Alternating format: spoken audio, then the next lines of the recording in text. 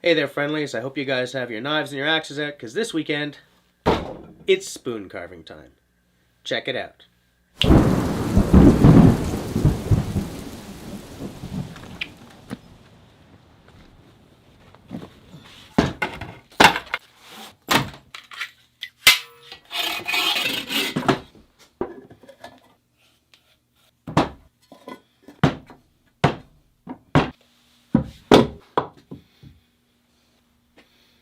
What I'm doing here is I'm looking for where there might be a knot or something that will give me trouble. I think I'm good to go right about like that.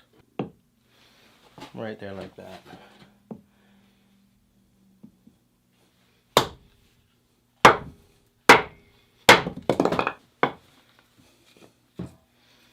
That was a highly accurate cut. See, there was a knot right there, and that shot the split off to the side, but that's not going to be an issue. I'll just use this side. First thing to do is to get rid of the very center, called the pith, which I will do now. Like you can sort of see right there, that's the pith. I got to get that out.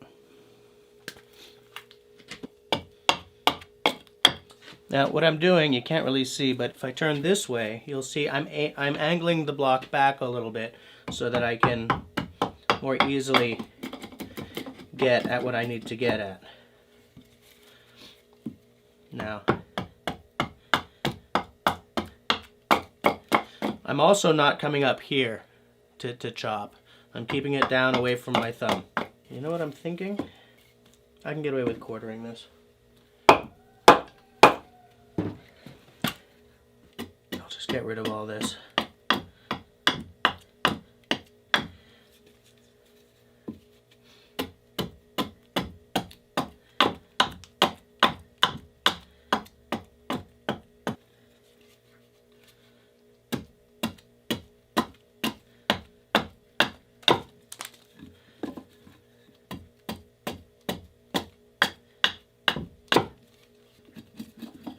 Now, let's see if I can start planning what I'm doing here. My aim is to make this the bowl of the spoon and this the handle. This is the underneath here. So I still need to chop away a lot.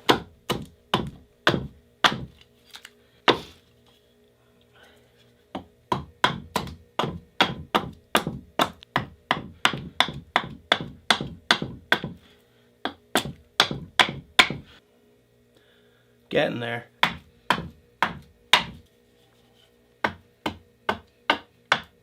It's getting better. There's still a bit of a bump here, but I kind of want to come in a lot more.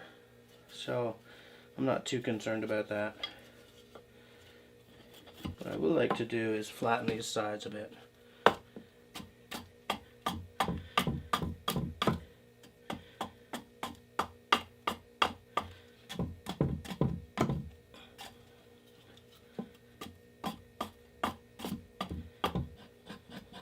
Just taking some of this hump off.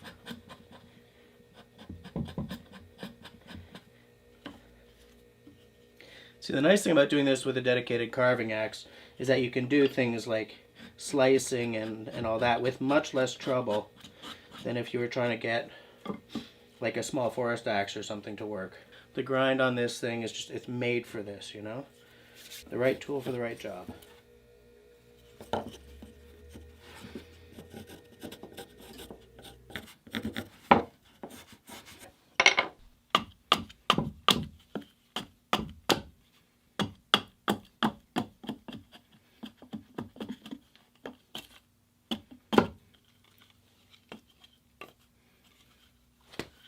This is a good point. Never try to chop through something like this. It's just like when you're bucking a log or something. If there's a stuck piece of wood, get it off. It's much too dangerous to just try and chop through it.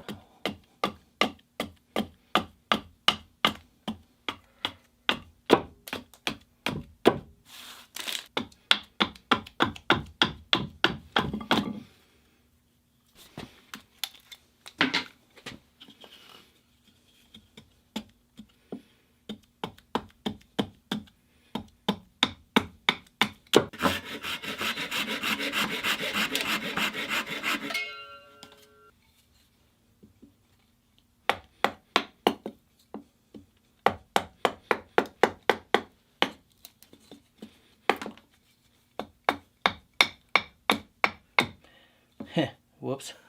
Oh well.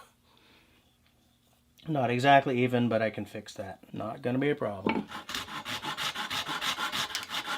There we go, all fixed. There we go. What we're doing is gonna try to chop as far up to the line as we can here.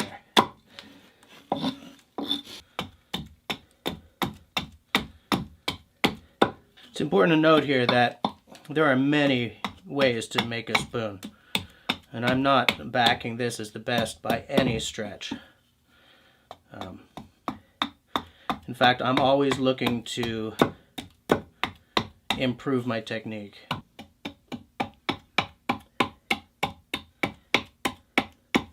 Now you see for this finer work I'm using a much smaller axe. This is my Wetterlings Buddy Hatchet, what they had originally called the Wetterlings Hand Axe.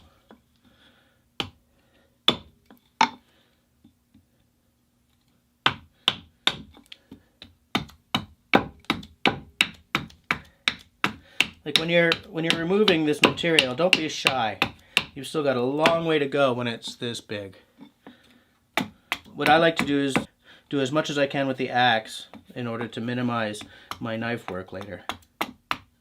Because the knife work is where it gets all persnickety, and while you're wailing away at it with an axe, it's still kind of fun, you know?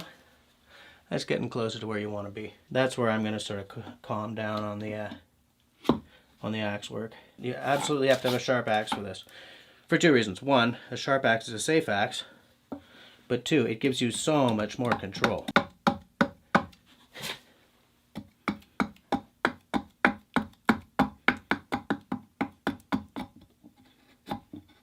Getting there.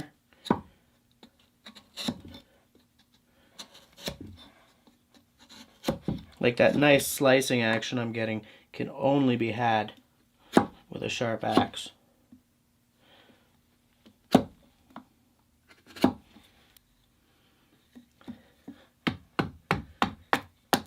Now when I'm hitting up here, I'm a lot more ginger than when I'm hitting down here, because I don't want to lose a finger in the name of making a spoon carving video.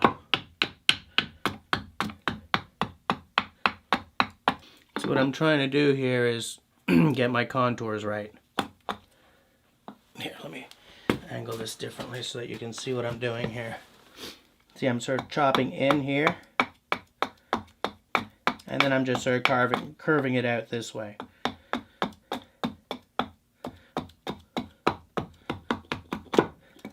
But the curve here is the important part right now. Like all the rest of this I can just flatten out later, you know, by doing this. See, everything I'm doing at this point is to make it easier for me to contour the handle and the bowl later with the knife.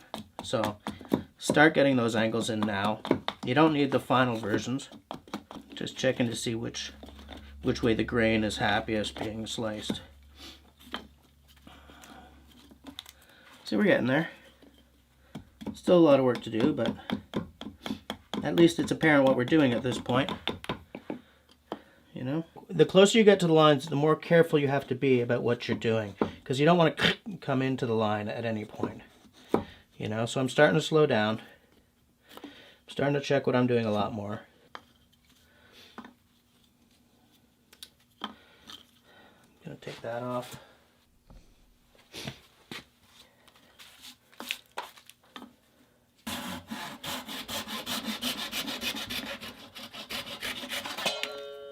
Go.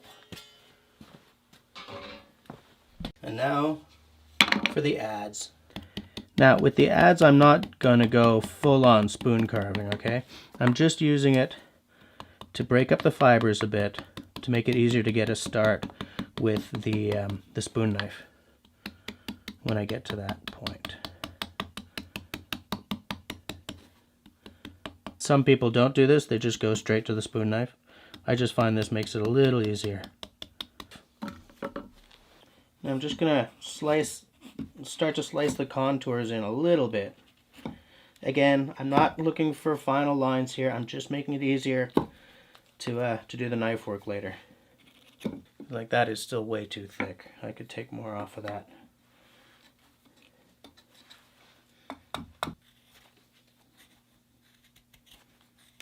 in order to maintain control, what I'm doing is I'm pulling the spoon against the axe in like a kind of a modified lever, whatever, lever, what do they call it?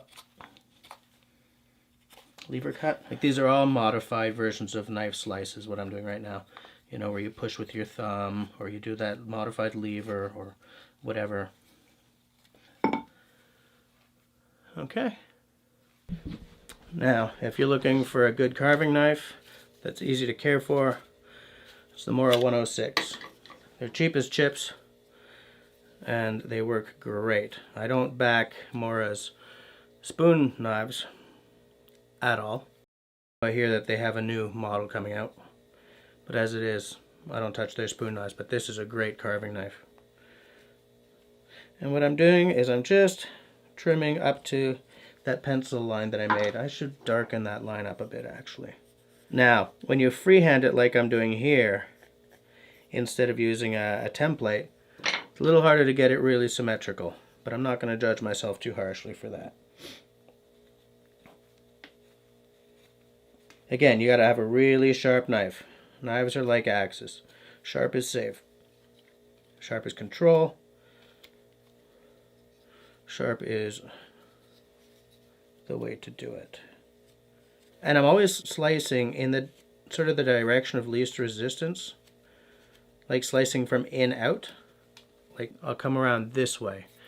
And then like I'll have to come around this way, but I'm happier coming outwards. It's just because of the way the grain is. You don't want to be doing this. You always want to be cutting into the grain, but towards the extremities of your spoon or your whatever you're carving. Again, in towards the grain and out towards the extremities of the carving. Spoon carving makes me wish I was ambidextrous, because I find certain cuts to be much, much harder on one side of the spoon than on the other. Now, I'm going towards myself, but I've got my elbows in so that I'm going to maintain control. I need massive control because I'm going sort of against the grain here. I'm not going to hurt myself. Out here, I'm right at my line. In here, I'm not yet. I'm getting, oh, now I am actually. So here's where I start to try to carve a little curve into it. See that? Just like that.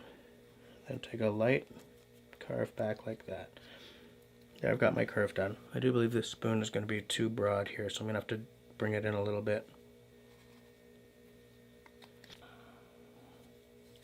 You got to stop and take a look at what you're doing every now and again. You can't just sort of disappear down a rabbit hole of carving. You know, you got to look at the overall spoon. It's pretty symmetrical. I mean, it still needs to be refined, but it's getting better. Like I also have to, you know, do the horizontal parts of this. Let's try a little bit of that left-handed carving. Yeah, see, that's really weird. But it would be a good skill to pick up, you know? When you're carving the handle, you don't really want to be going this way. It's like I said, you want to be carving into the grain. You know, so you always want to be carving like down into it. It's kind of counter to what I was saying about trying to carve to the exterior of the carving, but grain kind of trumps that. Okay, so let's start shaping the bowl here. See what I'm doing? I'm using my thumb as a pivot. And in fact, no, what I'm doing is I'm using this as my pivot point. Okay? And I'm pushing with my thumb for the strength and the control. See? It's a good way to do it. You get some really nice controlled slices. Right? Look at how clean that is. Now you got to position yourself so that that pivot point is not in the path of your blade, though, right?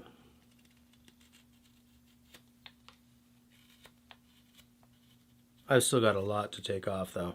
I can be slicing and dicing all afternoon here. Because remember, a spoon doesn't have to be very deep. Like if you look at a normal teaspoon or a tablespoon, it's not a very deep implement, right? It has to fit in your mouth. They're very shallow compared to like a serving spoon or something like that. You know, I'm not making a ladle here. I'm making an eating spoon. Okay, what I'm doing here is I'm putting my thumb, I'm putting the blade, and I'm just using it to squeeze together to get a nice curving slice. Excuse me, what I'm doing here is I'm making sure that the plane is the same from here to here, which it is. Like on the bottom it's all crooked. I mean, I gotta fix that, but on the top it's pretty good. So now I'm gonna just start contouring in the back of the spoon here a little bit. Just the very beginnings of that contour.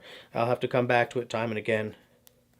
Another thing I'm going to have to do very soon is start on the inside of the bowl, because the last thing you want to do is finish off the entire external side of this and then be digging your bowl and pop through the bottom. I guess you can avoid that, but I always like to work on all sides of it at the same time so that the overall shape just sort of comes together as I work. Is that flat? That's good. It looks pretty good. Let me just sort of, yeah, it's pretty good. In fact, let's get a little spoon knife action going here.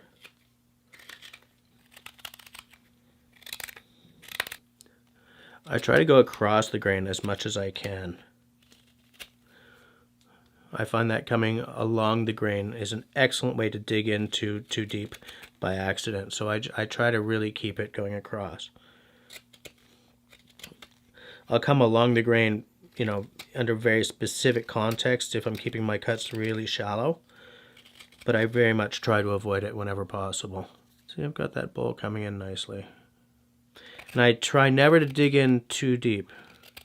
You get a lot of chatter that way, which you don't want. Now, one way to avoid too much chatter is to always be going, again, into the grain, right? You carve in, and then you come around, and you carve in again. Like if you're coming up this side, you increase your chances of chatter. Right there. And really all you're doing is defining the shape and then refining the shape. You get it to where you kind of want it, and then you hone it in. Smaller and smaller cuts, thinner and thinner wood. And at the end of it, you end up with a spoon. Now here's the thing. On the back of the spoon, you want to start sort of carving, like not just like this or like this, but you also want to start carving in that joint, right? And that's going to be, it's going to come to a V shape right there. So you got to bear that in mind. So, and then that V shape is going to flatten out to a flat handle. Here's where you use the lever action. Trying to make sure that I maintain uniformity of planes, right? You don't want it to be all cockeyed. I'm looking again just to make sure that I've got my lines all good. There's too much of a bump here. It's still too thick right here. Anyway, so I mean I've got plenty of room to work with. What you're doing is you're working to refine these lines here where it's going to meet. Right now my center line is way off center, so I have to refine it further from this side. This side is harder for me to do because I'm right-handed. There, but that's fixed a little bit anyway. Keep at it. I come at this with the point of the knife much more because that's where the belly is. Get a bit of a curve on that.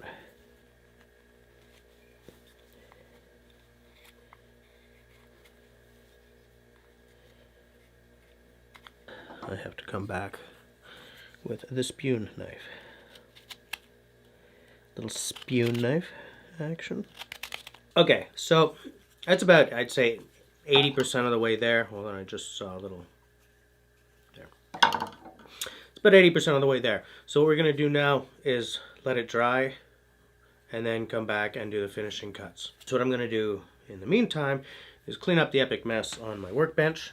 Now, as for these pieces of wood that I cut, we don't want them to dry out because we don't want to waste a tree. So we're going to put them in a baggie and put them in the freezer. You know, it's full of food.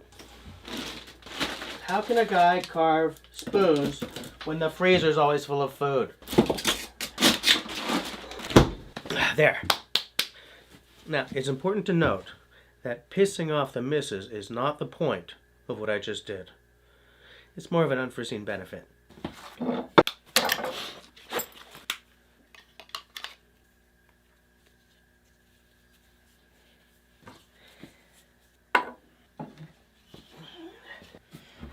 And this is going back outside.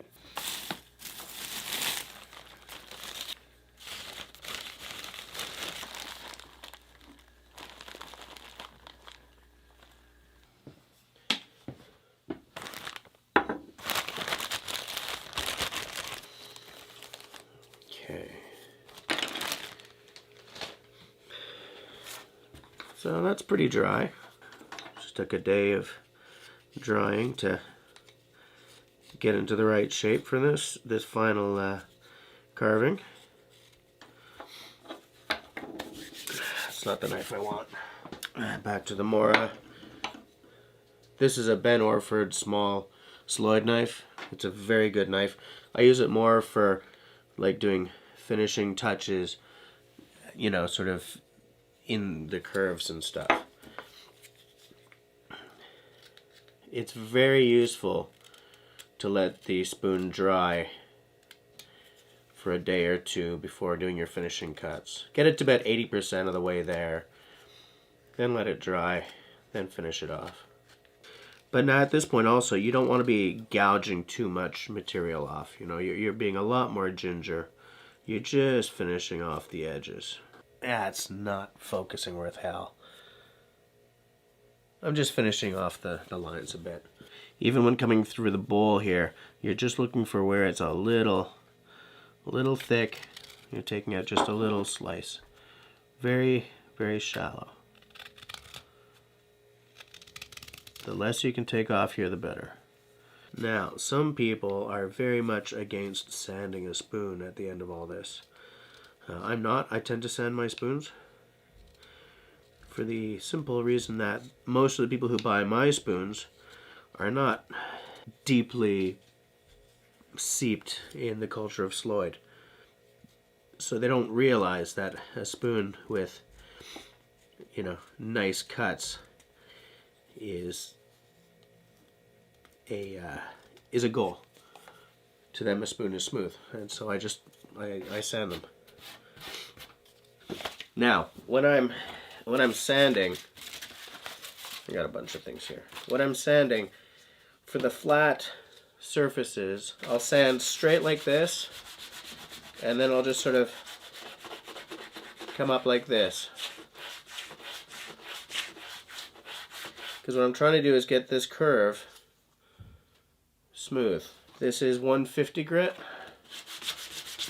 I don't like to start with anything rougher than that because I find it's too much work to get the scratches out of the wood. You don't have to do it very much. All you're looking for is to get rid of the knife marks and to get a nice shape. Once that's done, you can give it a break. Now, what I'll continue to do is sort of circle like this, because what I'm doing then is I'm working in the curve of the bowl here.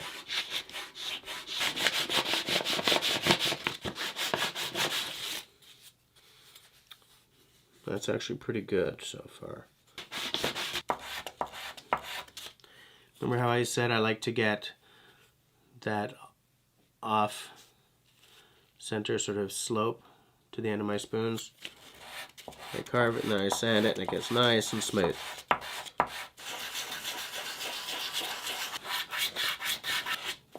Because I'm doing this spoon for this video instead of actually to sell as a spoon, I don't know if I'll go, you know, full bore on it or anything, but we'll see.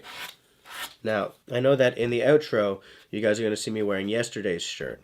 That's because I filmed everything except this dry finishing yesterday. If that's a cheat or not, I'm not sure, but anyway. See how it's sort of starting to smooth out like that? And then like what I'll do once I've gotten it down to where I you know, like not all the way, but once it's pretty much mostly like here, you can't see that because it didn't focus. I'll just go to the hand sanding. Now to get the bowl, what I do is I take a piece of paper, use my thumb, use the shape of my thumb to sort of work it out. Circular motions, then back and forth, then side to side. Always checking my thickness and seeing how much I've smoothed out, because you really want the bowl inside to be pretty smooth. I use tongue oil. I would put on some tongue oil, let it sit for an hour, wipe off the excess, let it dry overnight, repeat the next day, and then repeat one more time, and they're ready to go. So anyways, there it is. I don't know if that's coming into focus.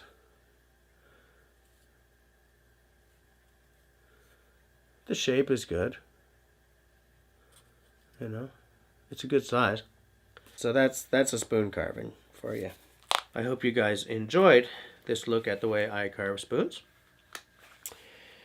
That's about it for this week. So, as I always say, if you enjoyed what I'm doing here, then please get the conversation started down below. Do you have a spoon carving kit that you use? Do you carve spoons? Would you like to try carving spoons? Aside from that, please share the video. That helps me more than you realize. Also, if you're not subscribed, what are you waiting for? If you are subscribed, then hit that little bell and leave me a smiley thumb. If you don't like what I'm doing, leave me a frowny thumb. Thanks for watching, guys. Just before we go, I would like to thank these 7 people for becoming members at the Scouts level. Thank you for becoming channel members.